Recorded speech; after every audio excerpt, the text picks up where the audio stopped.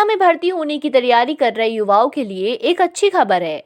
भारतीय सेना ने 16 फरवरी से अग्निवीर भर्ती 2023 योजना के तहत रजिस्ट्रेशन शुरू कर दिया है। अग्निवीर भर्ती के तहत आवेदन करने की अंतिम तिथि 15 मार्च थी, जिसे अब बढ़ाकर 20 मार्च कर दिया गया है। आर्मी की तैयारी करने वाले सभी युवाओं को रजिस्ट्रेशन के लिए 5 दिन का समय और दे दिया गया।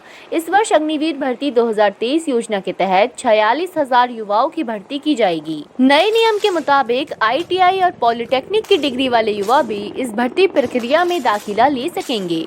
आगरा सेना भर्ती कार्यालय के कर्नल सुदेश भांगरा ने इस बात की जानकारी दी है। उन्होंने बताया कि भारतीय सेना JCO, OR और अग्निवीर के पदों पर भर्तियां कर रही है।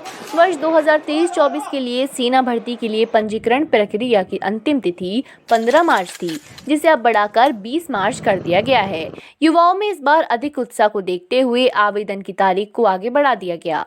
इसके बारे में अधिक जानकारी के लिए आप joinindianarmy.nic.in वेबसाइट पर जा सकते हैं। अग्निवीर भर्ती के तहत नियुक्ति होने के बाद अग्निवीर को 48 लाख रुपए का जीवन बीमा दिया जाएगा, जिसके लिए उसे किसी तरह का प्रीमियम नहीं देना। अग्निशामकों को जोखिम भत्ता, कठिनाई भत्ता, राशन भत्ता, ड्रेस भत्ता और यात्रा भत्ता भी दिया जाएगा। अग्निपथ योजना के तहत भर्ती के बाद अग्निवीर को भारतीय सेना में 4 साल तक सेवा देनी होगी। उसके बाद 75% अग्निवीर रिटायर हो जाएंगे, जिसमें कि 25% अग्निवीर स्थायी किए जाएंगे।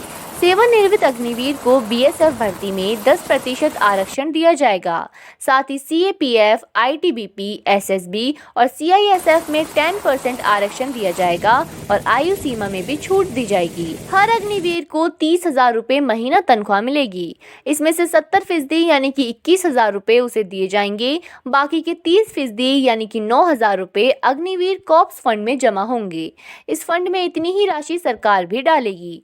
दूसरे साल अग्निवीर की तनख्वाह बढ़कर 33,000, तीसरे साल 36,500 तो चौथे साल 40,000 रुपए हो जाएगी। 4 साल में उसकी कुल बचत करीब 5,02,000 रुपए होगी। वहीं सरकार की ओर से भी इतनी ही रकम जमा की जाएगी।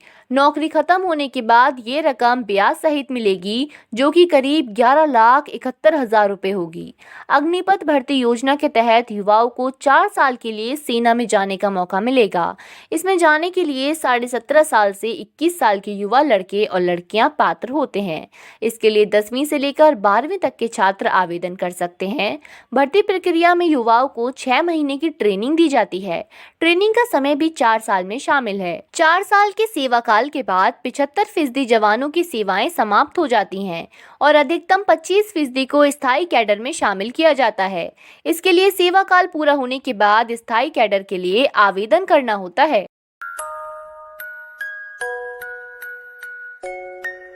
ऐसे ही और ताज़ा तरीन खबरों के लिए देखते रहिए आजकल वेब TV।